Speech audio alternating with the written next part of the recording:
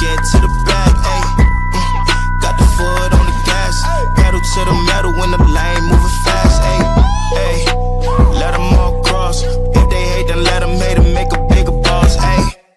All right, guys, before we jump into the interview, we are going to do my favorite segment, which is This Week in Freight, powered by my friends over at DAT. And again, you guys, this is 100% viewer submitted, okay? And if you want your lane broken down on the show, I need you to email my team, podcast@thefreightcoach.com, and we're going to break it down for you. So today, it's flatbed, and this one is a very, very eerily similar lane than to what we personally move out there. It's Fort Wayne, Indiana, going to Phoenix, Arizona. Now, if this is your first time hearing this segment, the first thing I always pay attention to is miles, okay? Why is that?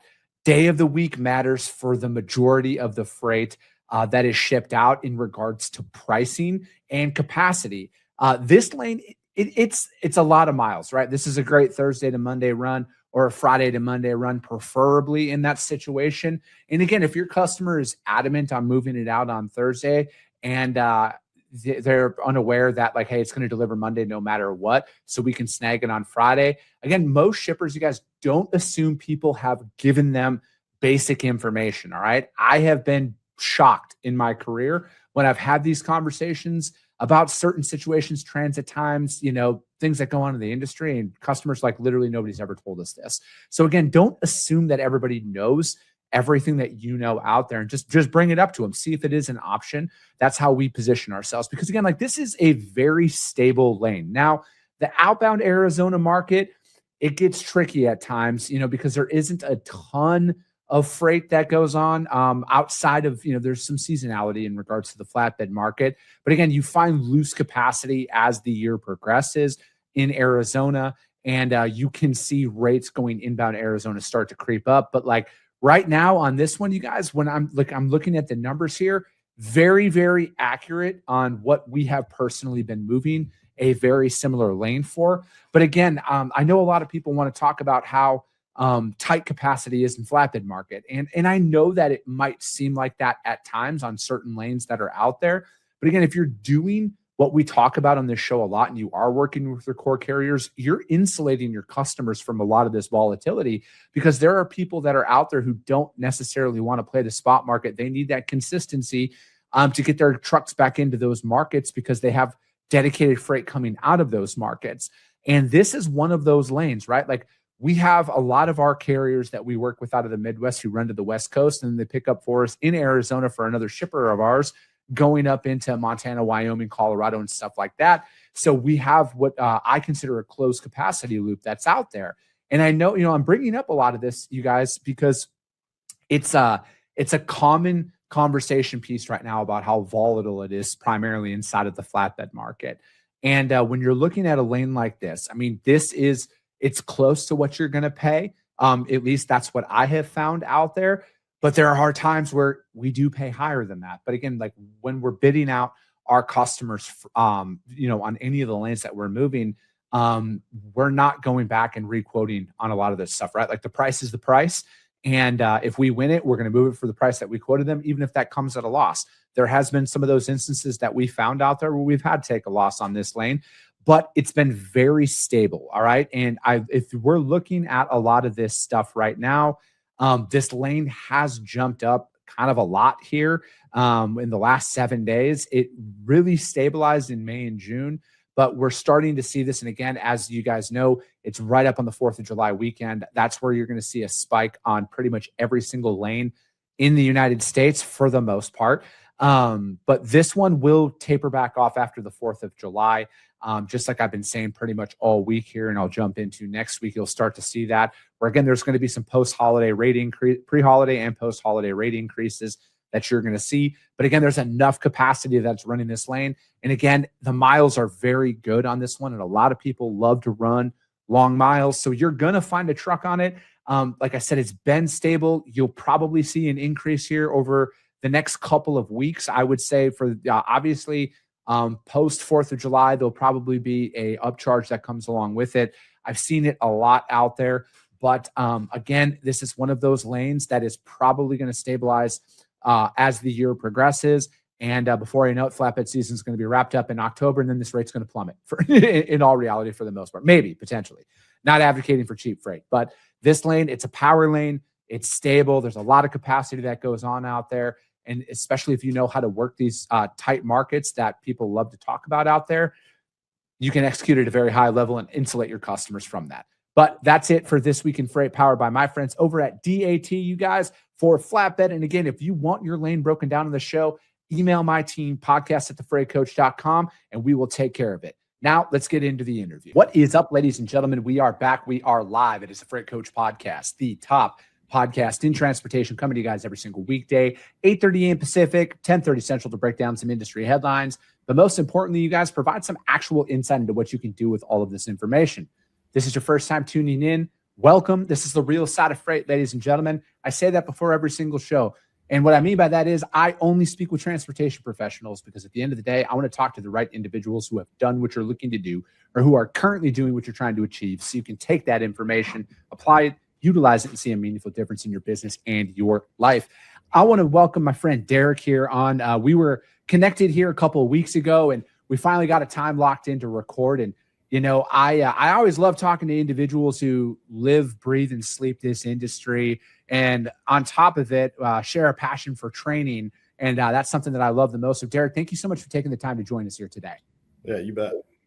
So, dude, we kind of I feel like I should have hit record like 15 minutes ago when we first started talking, because we got a lot of ground covered. But man, it's you know, hearing your experience in the industry and mine, it does to me kind of boil down to like quality training is such a, why is it such an oversight by so many companies, do you think?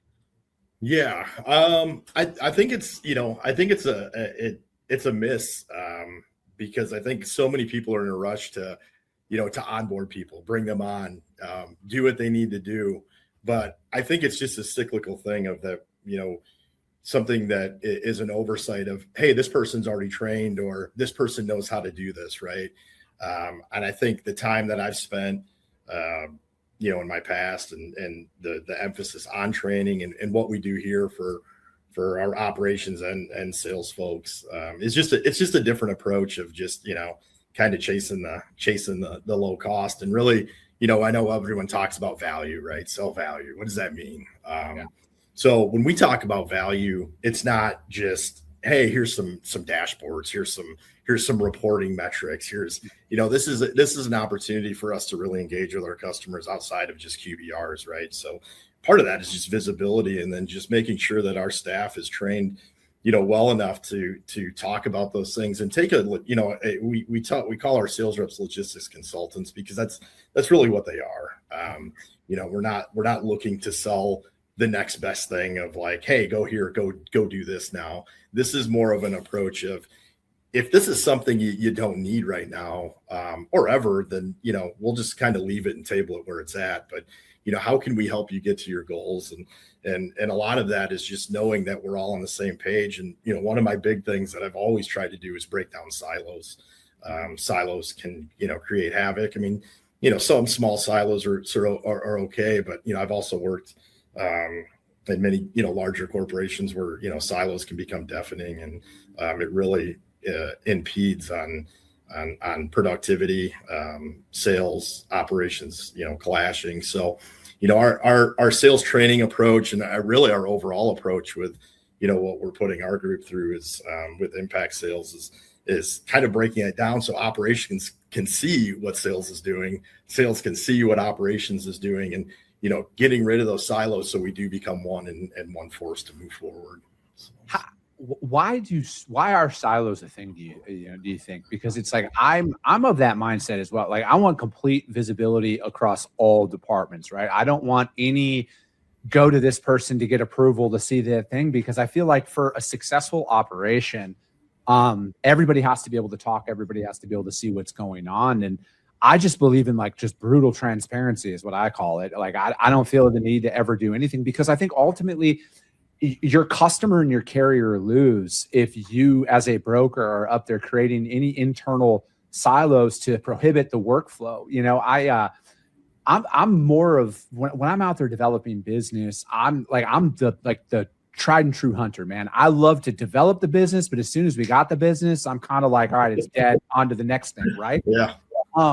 But I also want to set my team up for all the success in the world by asking a ton of different questions in that prospecting phase. And when you're training your reps, because you were mentioning you guys are like LTL heavy, you like to take that consultant approach to it. How do you guys kind of build that value into the very first outreach? Because, I think in today's environment in developing business, you can't just rely on one method anymore, right? You got to be able to call, email, make content, DM, all of these, show up in person. There's a lot of different angles you guys got to take now. Yeah, no, that's a great point. And I think, when you talk these different modes, right? Like you're talking, truckload, LTL, there's thousands of brokers out there doing the same thing. And, I think our approach to it and to build that value out, not only, transparency internally and externally, but, really utilizing some of our other resources and stepping out and, creating services for the customer, but also expanding what we're doing too, right? So, one of the things that we do outside of just LTL and truckload is, we do parcel auditing, and that's a good segue in, because what you hear a lot is like, maybe they don't have LTL, maybe they don't have truckload, but typically they're going to have one of the three, right? So just opening that up with our partners that we utilize and kind of, showing the value that way, right? Of, hey, we may not be able to help you on these things right here, but these are other services that we can potentially help you on, to kind of open that door and start talking about that. So when I'm talking, the consultant approach, it's not just like, hey, let's just get some truckload rates. Hey, let's put a bid out for your LTL. This is a little bit higher level where, the sale is a little different. So it ranges. And that's why we train our sales reps accordingly, because we may not be talking just the shipping guy on the back dock. This is a higher level where, we're approaching, we're going to approach the CFO, we're going to approach the CEO and talk about, real things that, that are relatable, right? We're talking EBITDA, we're talking financials, we're talking real numbers that can have an impact pretty quickly, right? So when we're looking at these, larger customers and entering this field, our staff is equipped to talk about it and really give that solution or that consultant approach of, hey, we're just going to save you money, because that is heard many times and shut down many times, because obviously everything that's going on in the industry, again, I think it can just be a race to the bottom if you're not careful with how you're positioning services.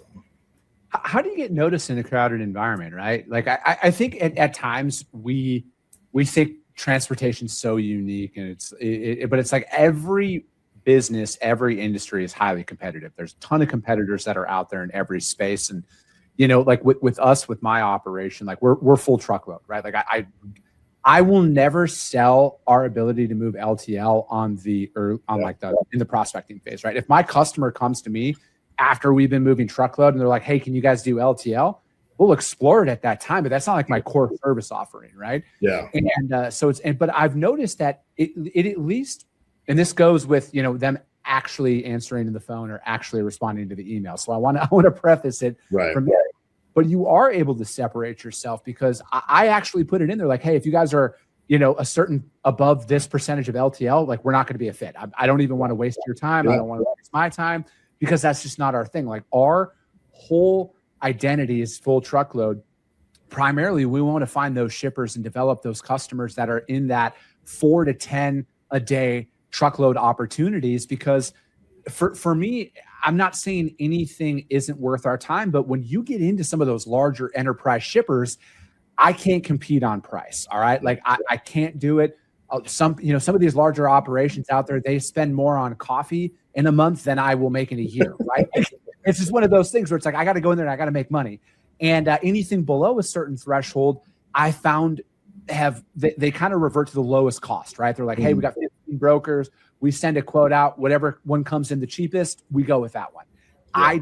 That's not conducive to the growth of my company and the trajectory of where I'm trying to take this. Right. Yeah, so I think you're just in, we're in a mix of the industry right now of separation, obviously, with the things that are going on in the industry with broker liability and how we position those things. And I totally get what you're saying. I think the thing that helps us out the most, again, just kind of going back to that low cost model, is not sustainable, and it won't be, especially with capacity potentially actually at a potentially higher rate, higher clip as we move forward. So I think the thing for us is that we've just really concentrated on maybe getting rid of a lot of the transactional type of work that we're doing, quoting multiple systems and multiple people, brokers, and we've kind of just said, hey, that's that's not the game we want to be in, right? Yeah, I just think, like, at times, Derek, it's this. Everybody hears how big this industry is, and they think they have to be everything, right? Like they have to offer everything, and I think that this next iteration of freight. I mean, we've pretty much been in the industry around the exact same time. Back 5-10 years ago, like, you could literally go out there and say, we can do everything, we're the best at anything. Right. And people would, like, give you an opportunity based on that. But, like, right now I saw it after COVID, you have to have something of substance now. I mean, I've been calling some of these companies and prospecting some of these companies for like 15 months, and I haven't got a response outside of maybe the operator answers every 5th time I call, right? And it's one of those things where it's like, how do you stand out right now, and how do you get noticed? And to me, it's like the more refined you can be in your approach out there, the better off you're going to be. And I think we're about to embark upon a time that nobody's ever really seen out there in the industry with, with the new Modus registration that happened at the FMCSA. And that's just phase 1. Like, phase 2, they are very committed to going in and cleaning up that database. And it's going to be very interesting to see how much real capacity is really on the road and how much it's been kind of skirting by and not as, ethical as they should be. Yeah.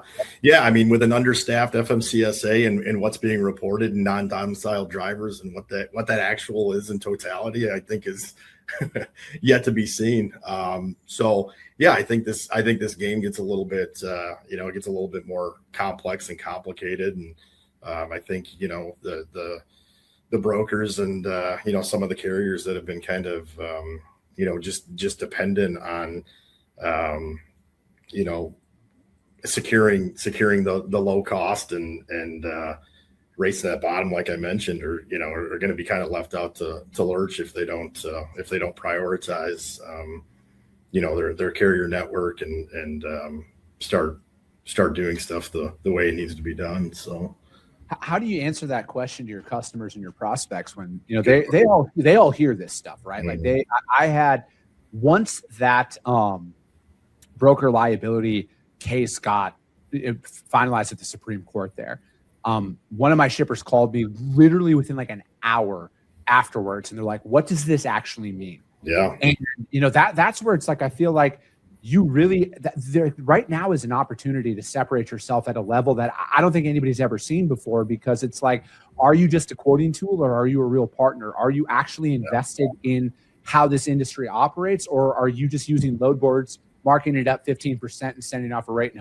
hoping for the best? And, we saw this back in when a lot of the ELP talk was going on. And like, I was calling all of my customers at that time. I'm like, hey guys, this is what this actually means. Okay. Like, the percentage of drivers that are going to be affected by this is, don't pay attention to the media. I've been doing this a long time. It's not as bad as they're trying to make it out to be. Right. Yeah. And then it's a very subjective statement. But again, it's like, you got to get out there and get ahead of these situations. And then you present yourself as the subject matter expert, because like, I've had so many of my customers over the years, Derek, tell me this exact same line. Chris, we're not a transportation company. This is what we pay you for. We expect you to deliver this information to us, because if you don't, that's a problem. We shouldn't be working together. Yeah. No, I think, that's a great point. And I think you're absolutely right. And I think that it puts us, brokers in a little bit of a precarious, position, as well as shippers, because they're going to start asking those questions, right? Because they're going to get pressure from above. What does it mean?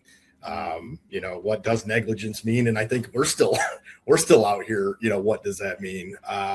From that standpoint of what the court's ruling are. But, as long as, we know our process, and, giving that back to the customers, part of that training too, right? Like we sent communication out internally to our team. Hey, here's some of the questions that could be coming from, what is our, kind of what's our defense posture? What is a plaintiff's attorney going to be asking for in court? How are they going to get this, information? And, really, when and if subpoenaed, you got to supply it, right? And you got to make sure that you're doing it the right way every time, and there's not a flaw in your system, and it's just got to be followed to a T. Kind of like when I was in aviation, it's the same type of thing, right? It's that record keeping. So, I mean, I'm starting to see a lot of familiarity like I did, back then. So, it's just going to, continue to tighten up. And really at the end of the day, when it comes to the insurance piece, when it comes to defense posture, when I look at insurance, when this first came out, the sky's falling, right? Everybody's running to their, attorneys, which they should, or they're running, because I'm not one, and I'm not claiming to be, but they're either running to, their, lawyers, which they should, that have experience in this field, or insurance, right? And they're looking at their cargo, they're looking at their umbrellas, and just running out and be, oh, you're underfunded. What does litigation cost and per month for defense? I mean, if it's a thermonuclear, it could be $30,000 a month, right? Are you underfunded for that? And, I think the approach that, if you calm down, take a breath and look at it, just like Justice Kavanaugh said, these are all defendable cases, right? So the burden of the proof still remains on that plaintiff's attorney. But, I think it's a 3-tiered system or 3-pillar approach, because more insurance is only funding the answer if you lose the case. Yeah. To me, I mean, yes, you probably are going to need more of that, and everybody's different. So everyone's, probably in a unique position to do what works best for them. But I don't, I think that, the pillars that we're looking at are obviously carrier vetting, right? And using that software. We use Highway. So, continuous audit trails and monitoring those things. And, when does that become, pulled into court, if it ever is? Are we putting too much onus on them to say, hey, you signed a contract, and that little writing in there, you said that this, and, and then you're back on the hook again, right? So making sure that you have defense posture, and then making sure that you have the right legal representation to make sure your carrier agreements your broker agreements are done specifically, redone the right way, I think is super important, if not more important than going out and getting more insurance. So. Yeah, I had my buddy, he is an insurance guy. Specifically in transportation. I had him on my show yesterday, and we were talking specifically about this entire topic, Derek. And the conclusion that I come to is brokers by law don't need insurance. I could see, I'm not going to say the law is going to change regarding that. I could see any broker not purchasing insurance moving forward, not getting access to any freight anymore. Yep. Because it's like, I think this really brings up a lot. Like, my big takeaway here, Derek, is it is going to boil down to risk mitigation. All right. Shippers are going to see this. As soon as that case came out, Home Depot and Warner had something happen in Texas where Home Depot was proven to not be liable. It was Warner's fault. And they said the findings he sent, the jury or the court said, they're like, hey, it's the trucking company's responsibility here, regardless of who is, who hired them. It is their decision, right? So again, now that it's down at the state level, it definitely changes how things are going to go. But if I'm a shipper, right, and I'm seeing a lot of this stuff, I'm like, all right, who can I push all of this risk onto, right? Because if you look at just nuclear verdicts alone, I would say 99% of the companies in this country, not just trucking, 99% of the companies in this country would be bankrupt if they were found to have a $10, $15, $20 million nuclear verdict and insurance denied it, like it would bankrupt 99% of the businesses in this country. Yeah. So it's like when you see this now, your insurance is going to be more and more called in, where I could see shippers now going to all of their providers and like, hey, you need to have some form of insurance, or the shippers are going to rework their contracts and they're going to look at how do we reduce our risk. And then you're going to bring that to your insurance agent. Your insurance agent's going to be like, we can't insure you. Like you have all of the risk here. And then when you trickle it down to the carriers, my big fear is a lot of the smaller carriers who do not have any documented safety score on the FMCSA will now not be able to haul freight. Or the FMCSA is going to have to make a massive fundamental change here, because if it's about safety, if it's about carrier selection, as a broker, that's what we rely on. And if that's not visible, again, I can't prove this, but I could see that as a potential hindrance here moving forward. Yeah, no, I agree. I think that it could displace a lot of that capacity. Again, driving up rates, and at the end of the day, when we're looking at the inflation, you look at CPI and what that's doing, just as an industry as a whole, and these shippers are going to have to take on.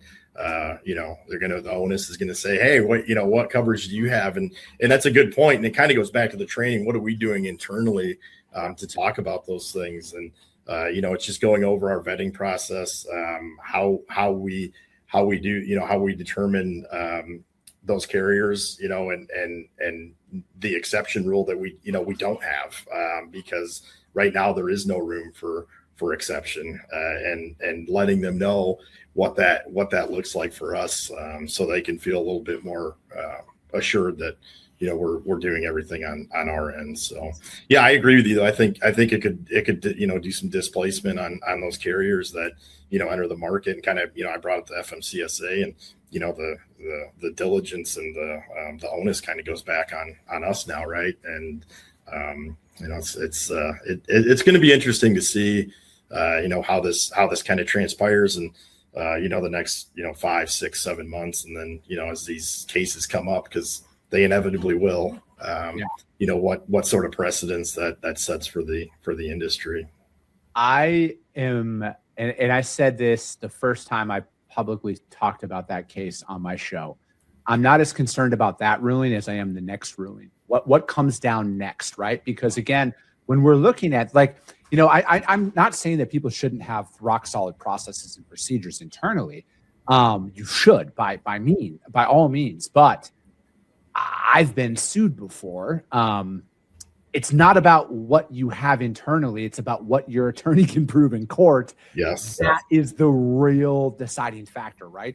So it's like, I see more importantly, I see a lot of opportunity, because I think the next case that comes down, whatever that fallout from that is going to shift our business. Is there going to be a fire sale of brokerages out there, right? Because they're like, it might not be worth anybody's time anymore. Or next, again, talking about insurance, that next ruling could fundamentally change how insurance is written, policies are written towards brokers. So it's like, it's that one that I'm paying the most attention to. But I think ultimately, though, Derek, a lot of people need to understand that, like, this is just another thing that they're going to be faced with in business. Right? It's not like everybody thought COVID was going to be the end of the world. Now they think it's going to be the end of the world.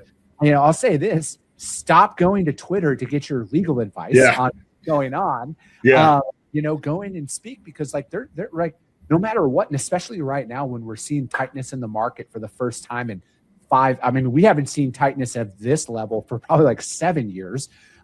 Especially coupled with higher pricing, at least on the full truckload side. This is that opportunity that everybody's been looking for, right? Yeah. The pain hasn't been felt yet at the shipper level to where they're going to blow their doors open and be like, we need to bring in new providers, because there's still ample capacity on the road. We need more capacity to leave the market. Now, I'm not saying I want people to lose their jobs or their livelihood, but it's a numbers game at the end of the day, in its simplest form. As many trucks as there is loads on the board, capacity is still fine. We need that deficit of capacity to be able to, from a business development standpoint, to really be able to work your magic and finesse your way in to show that you're different than everybody else. Yeah, no, I agree. And I think it just kind of goes by mode too, right? You look at the tonnage of the LTL and, where I think everybody thinks, increased rates just means healthy carrier.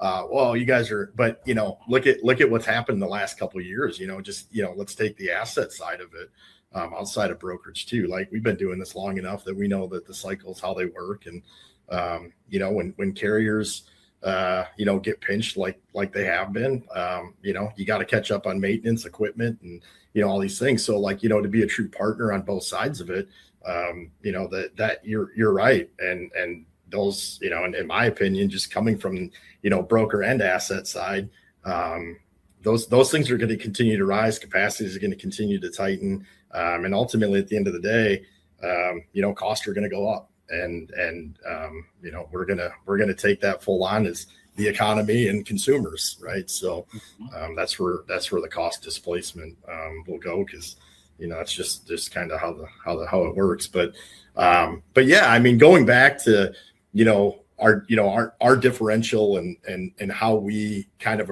approach this even outside of this ruling, right? So I mean, even take this back, rewind it. Even if it didn't happen, we still have some FMCSA things that were coming down the pipeline, and it's in the best interest of to just operate your business best in class, and keep those procedures in place and have that defense posture built. I think you said something on one of your past shows, and I just caught it, and I kind of laughed.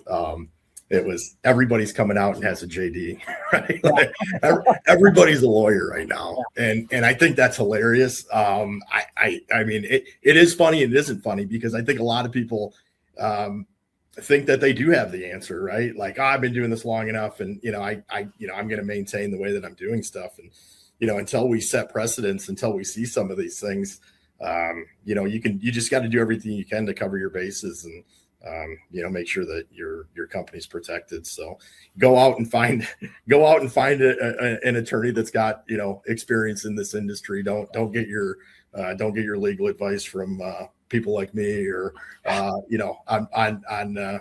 Twitter. So but it's a real impact, and I think it'll be felt. But even more the reason for us to continue to the way that we position our services is as that consultant approach, and we're watching these things and we're over communicating that to our customers. And I think obviously there's a ton of sticker shock right now. What do you mean it's $4,700? It was $4,200 2 weeks ago, or whatever it is. I mean, these things are just going to continue to fluctuate, and it's kind of the perfect storm. So.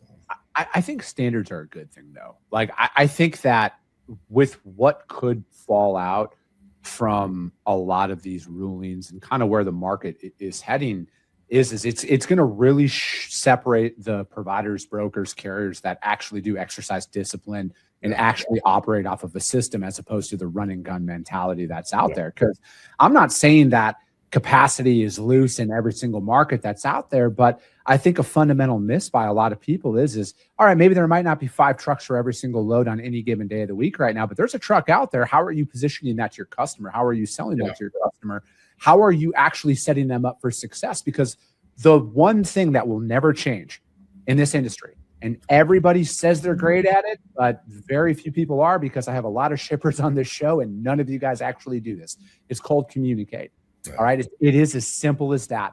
If you cannot do something, say something. If you are failing, say something. If something is going on, tell them. A really good way to operate, though, and this is where, I mean, I think we really, really excel out there is good, bad, or indifferent. Our customers know exactly what's going on. We send them, like, at minimum 8 to 10 updates every single load, right? We have preload updates, post-load updates, post-delivery, everything. They are just left with what is going on at all times. And you know what? Sometimes that comes with us saying, hey, we're failing. This is what happened. We're working to recover it. That's the best you can do in that situation. I would love to lie and be like, oh, we're perfect. We never fail 100% on time. Right. But nobody would actually believe that. Yeah, no, and no, it's your point. I think that starts at a high level in the company, right? Whether you're a shipper, whether you're a asset, whether you're a broker, is that form of over communication. And I think that goes back to kind of our wheelhouse of just our training and internal communication and breaking those silos down, right? Because I've been part of companies too, in organizations where you don't say anything, right? So that communication, not only externally but internally, how are you communicating? And if those things aren't repeatable, and you can't have honest communication, not only externally but internally as well, that creates divide and walls that customers can see that pretty clearly as well. So that's a great point on over communication, because I think that's something that's missed too. And again, I mean, you're looking this, again, we've been doing this for a while. So after COVID, I know there's a lot of brokers back out there that I talk to, and VP level positions that are back on the floor right now, because they're retraining some of these brokers just after this COVID, because it's like, hey, this is kind of going back to a market that to your point, we haven't seen in a long time, right? So, and I think we're in this generation too. I have a son that's 20 years old, of this generation and he's in logistics, and it's very seldom pick the phone up. It's just it's an email, and it's a text, and I know a lot of people communicate like that, but one thing we strive to do is just pick the phone up, and just you got to be able to, if you're not getting a hold of somebody, you got to figure out a way to do it. And that kind of goes back to our sales approach too, of just how many outreaches does it take to get a hold of somebody in the first place, and that that sales approach, and the answer is about 11 to 14 times you got to actually talk, reach out to somebody. And I know it sounds crazy, and you kind of get this, oh man, 6th, 7th time reaching out to this person, and it gets a little oh my gosh, this person's never going to talk to me. But again, it's how do you differentiate yourself, how do you separate yourself? And again, I think you can kind of bring that back to your point of communication, right? Because it kind of starts and ends there.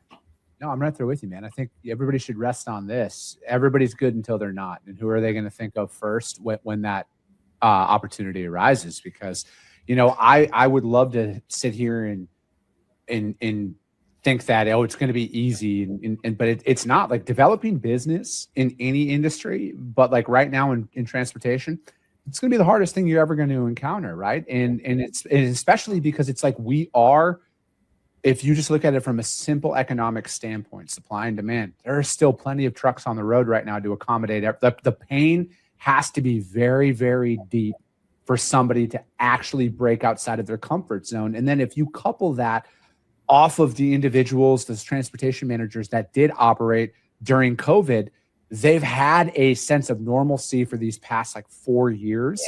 Yeah. They've been good. People forget. I think human nature, people forget how other things can be when they've experienced comfort.